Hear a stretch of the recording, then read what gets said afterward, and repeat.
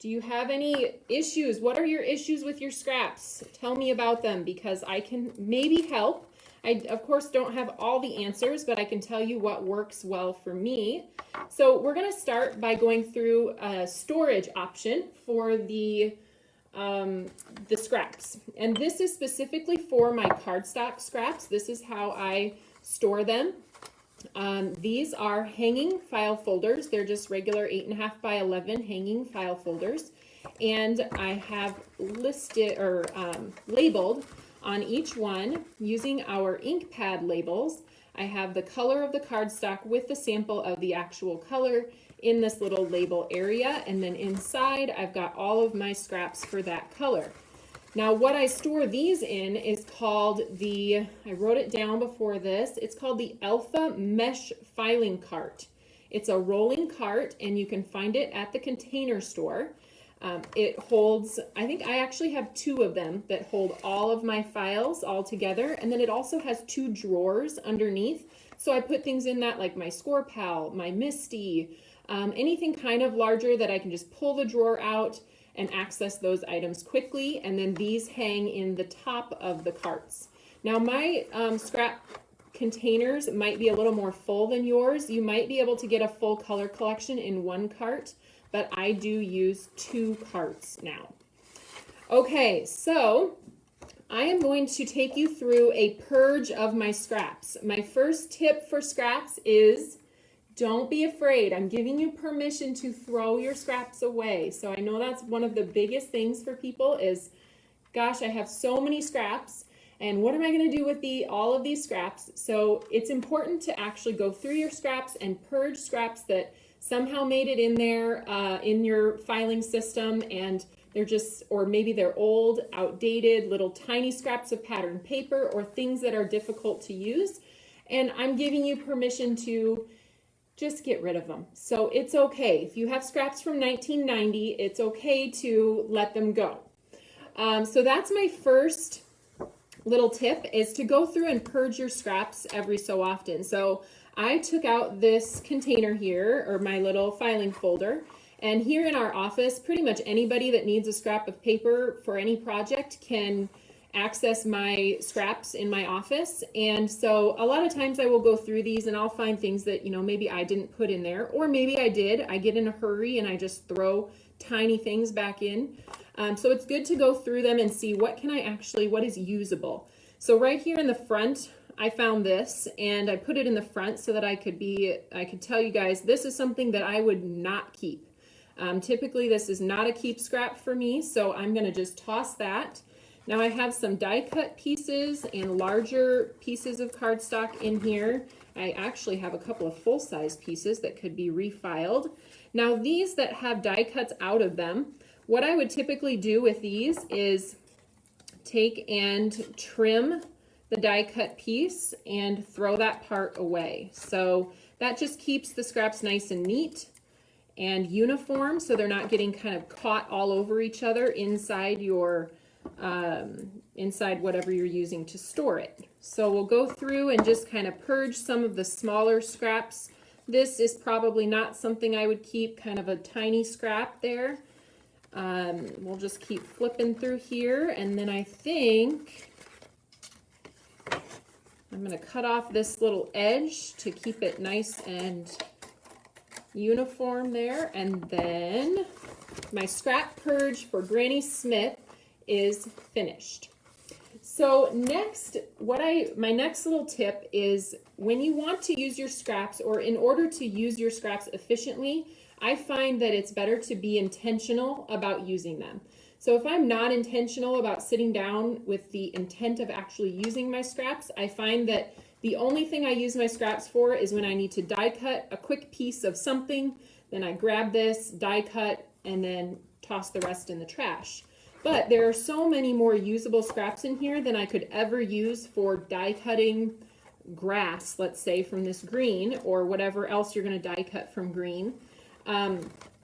And so then I have another option for using all of these scraps that I'm going to share with you now. So one of the things that I've done for a long, long time is I sit down with the intention of creating with my scraps, and I cut out strips of paper. So I have some here that I've already cut before the video. I probably spent, I would say, maybe 30 minutes with one sheet of each of these colors, and I just cut and cut and cut until they were gone, and then I arranged them in these little glass jars. For those of you who eat the yogurt, it's spelled O-U-I. I think that's oui in French. I save these little glass jars for things just like this. So these are oui yogurt jars that I washed out, and now I have my little scrap strips in them. So we've got here 1/8 inch strips, 1/4 inch strips, and 1/2 inch strips.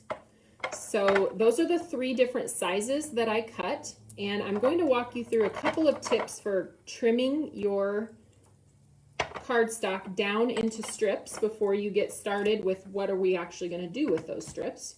So I've got a piece of cardstock here. This is just one that I would typically find in my scrap drawer.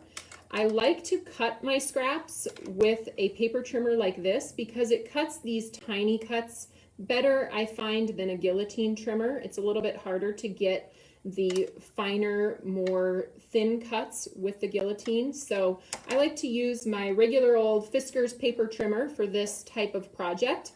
And then on this particular one, you can see the measurements go off onto the right side. So what I did is, or what I do is just pick a measurement. This here is 1/2 inch. I line my paper up with that, and then I just cut 1/2 inch, line it up again. And one of my tips is when you're cutting this, make sure that your paper is lined up with that printed line all the way down. Sometimes people focus on having it pushed all the way to the top, but if your top area here isn't perfectly straight, then you're not going to have a straight line here. So I always try to pay attention to the fact that it follows the line along your cutter all the way down before you cut it. So I can do a few of those at the 1/4 inch then as well. I usually do take my trimmer, pull the blade all the way to the bottom and cut from the bottom up. I find that works better because if you're dragging from the top down, you have more maybe likelihood of pulling your cardstock down as you go and getting an uneven cut. So I usually hold the cardstock in place with one hand and then take the blade and push it up towards the top, so you're actually putting pressure on and making sure it stays right in place against that top blade. Okay, then we'll do a couple of 1/8 inch, which is the tiniest one that I did. I don't think I would recommend doing anything smaller than 1/8 inch if you're doing some cutting of scraps. Okay, we got a couple of 1/8 inch, and when the cardstock gets hard to handle here at the end, I'll usually keep cutting until I have just too small of a piece to work with. I can probably get a couple more cuts out of this, but then I'll toss whatever excess is on the side so that I can make sure that the actual cuts that I'm using are all the same. So then after you have tons of cardstock scraps all cut up, there are some really fun things you can do with them. And I am going to share with you one of our new products here at the Tailored Expressions web store. We just loaded these up yesterday. Now, I did introduce you to adhesive sheets when we did our adhesives video. So all about adhesives was, several weeks ago, where I walked you through all the different adhesive options. Since then, this is something that I decided to bring in because I don't like cutting things down. I like them to be exactly the size that I want them to be when I want to use them. So typically adhesive sheets come in a 6x6 or 8.5 by 11. We have these sticky sheets that are card-based sized, so A2 size sticky sheets. And in this package, you get 10 sheets, and they measure 4 1/4 by 5.5. So if I just take these out of the package here, this is what we're going to use to create our scrap cards. And I'm going to show you a couple samples here. So you get the idea of where I'm going with this. So these I made ahead of time, and I just took a card base A2 size piece and put the sticky sheet over the top, and then arranged in all of these different patterns using my cardstock scraps. So I've got a couple of rainbow options, one with the white in between each layer. I used one of our quad colors. This is a great way to use the quad color combos that are there for you as inspiration. So this is Napa Valley. I just grabbed all 4 cardstock colors from that quad color combo and did different stripes in all different thicknesses with that color combination. And then this one, I wanted to try something with an ombre, so a light to dark in several of the blue shades that we carry at TE. So now I'll set these here so you guys can kind of still keep an eye on those, but we'll walk through the easiest way to complete something like this and some of my tips and tricks for doing that. So we already have our sticky sheet that's cut to size, and then I also have some of our sugar cube cardstock here. So this is a sticky sheet, this is cardstock. This is also a great way to use up some of that cardstock, either that you don't ever use that particular color, or you have some thinner stuff that you just don't like to use for card bases and such, because what you're going to do is end up covering it all up. So here's the piece of white cardstock. I covered it completely with the cardstock. So it's actually a double thick layer. So if you have anything kind of cheap or stuff you're looking to use up, this base layer is a great place to use that because you're not going to see it when you're done. So then I'm going to take the sticky sheet and I'm just going to peel off one side of that. So it's a double-sided adhesive. This is the sticky side here. I'm going to start by lining that up in one of the top corners.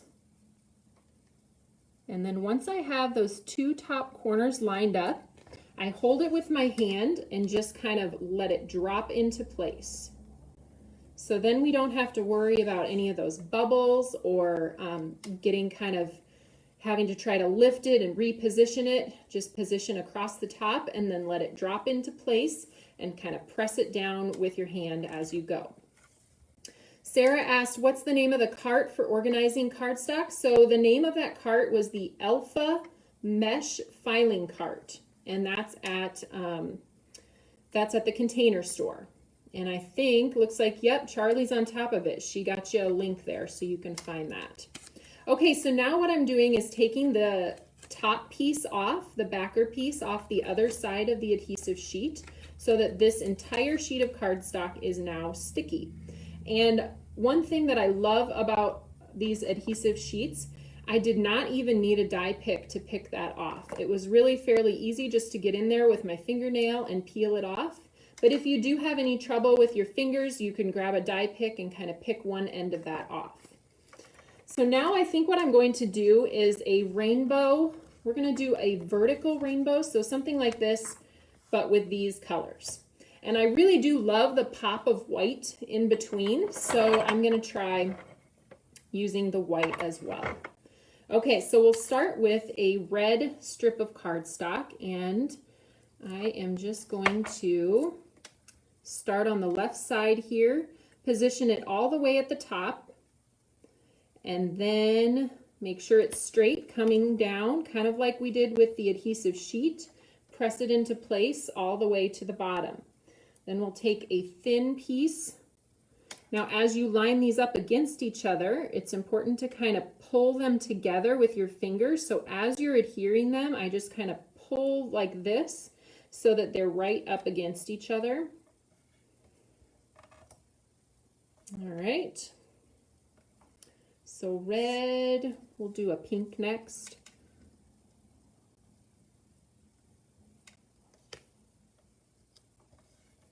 Okay. Julianne, you're joining late. You can definitely catch up though, no worries. We're just kind of getting into the how-to on these adhesive sheets and using them to basically create your own pattern papers. And then once I've done that, I'm going to show you some uses for these backgrounds that we're making.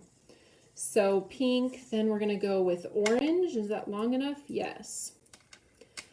So I've heard lots of different acronyms or ways to remember the order of the color of the rainbow. What do you guys use to remember what order the colors go in? Or is it just so ingrained in our brain as crafters that we don't even have to think about it anymore? So I use, as a kid growing up, I learned Roy G. Biv, and that would be red, orange, yellow, green, blue, indigo, and violet. So Roy G. Biv is what I use to remember what order the rainbow goes in. Looks like Beth, you learned the same thing. Now, if there's anyone from overseas or from the UK, you guys have a different way of remembering this, and I cannot remember what it is. It's a little like a poem about somebody went to battle, or I don't know. I'm gonna have to look this up. I'm sure it's on Google somewhere, but maybe one of you guys learned that little poem.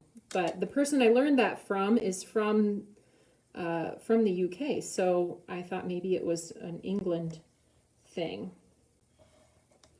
All right, red, pink, orange, yellow, green. All right. It gets a little bit faster as you keep doing it. You kind of get the hang of how to place those down a little bit more quickly. And again, just pulling, especially with those thin strips, kind of pulling them toward the color that you last adhered to make sure that you get them nice and tight up against each other. We're going to go with blue. This is Cookie Monster. So if you're keeping track of what colors I'm using, this is Cherry Pop, Lollipop, Candy Corn, Pineapple, Granny Smith, Cookie Monster. Always separated by the sugar cube. And then the last color I'm going to add is going to be the Jelly Donut. There are lots of different ways to make a rainbow with the TE Color Collection. This is just one of them. So here's that Jelly Donut at the end.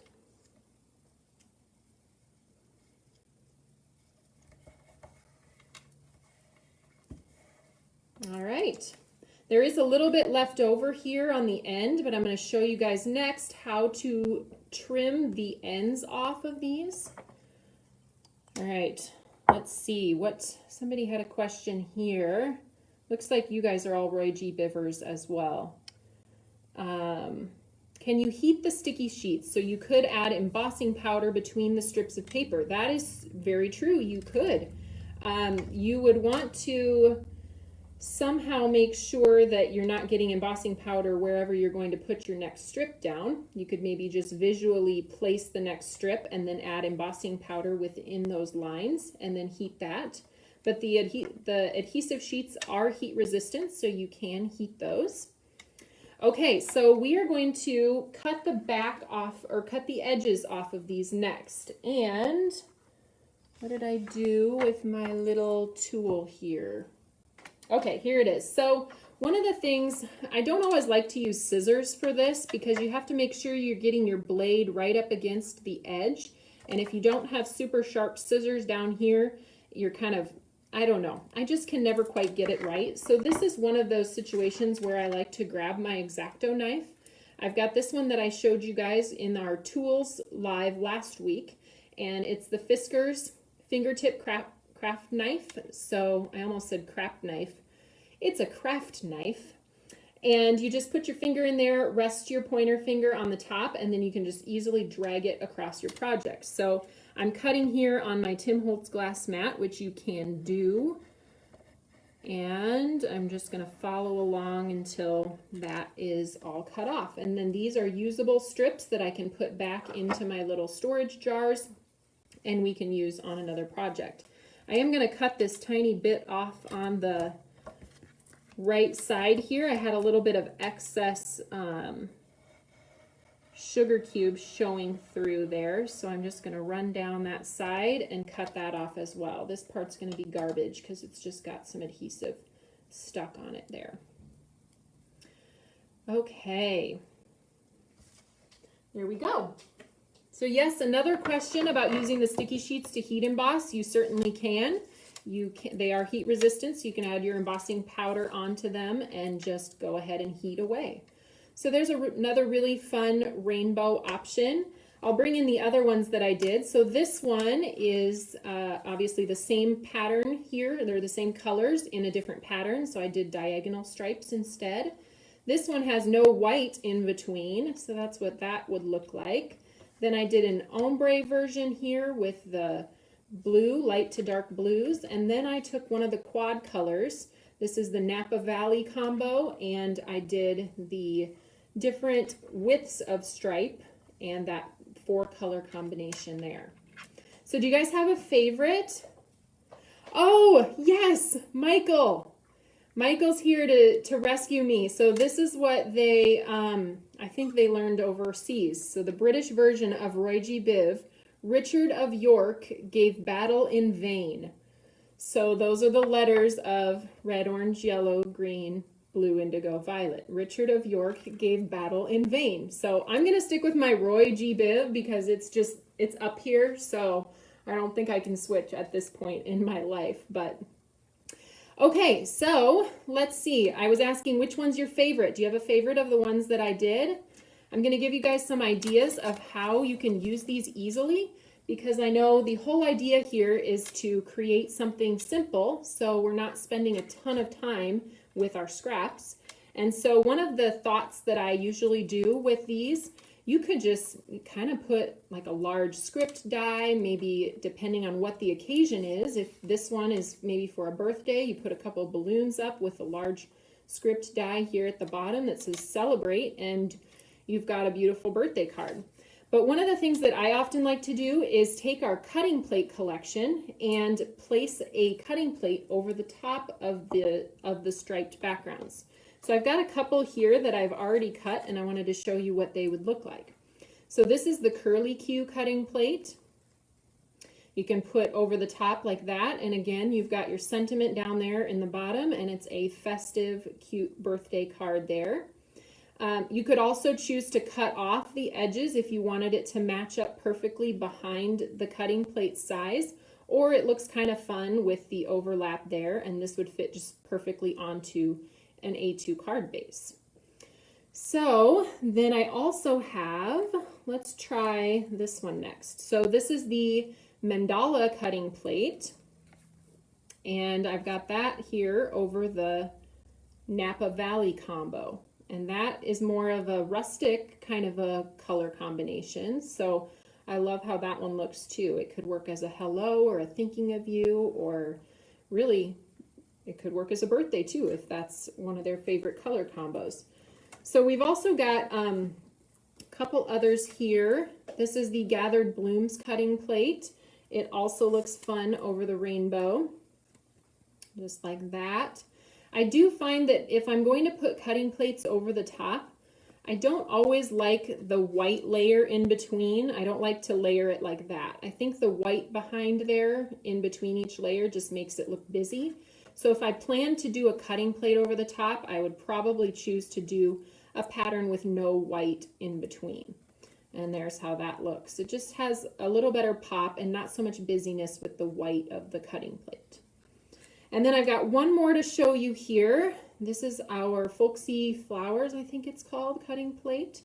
And you can see how that looks when you can see the peak of the rainbow behind those die cut pieces. So you could even pop that up over the top for a little bit of extra shadow, and then your sentiment. We've got a sentiment set called Drop a Note that just fits perfectly inside that area, that solid area. So you could just stamp your sentiment and there it is. Sounds like you guys, some of you like the quad colors your favorite. That was this one. Some of you guys like the ones with the white strip. I think those might be my favorite. Of course, rainbow is my favorite in general, but the white really makes that rainbow pop. So I think that's super fun. Okay, let me know if you have any questions. And again, those sticky sheets are now available on the website. So 10 sheets for $4. And I'm going to flip you guys back around here. Okay, I think we're back. Just a second. I'm going to grab my little comment area here, bring it back up where I can see it. All right. Kathy, you like the rainbow and white, or with the white in between? Awesome. And yes, you could even die cut. You could take one of these and die cut the mandala from this actual die. So then you'd have a rainbow mandala.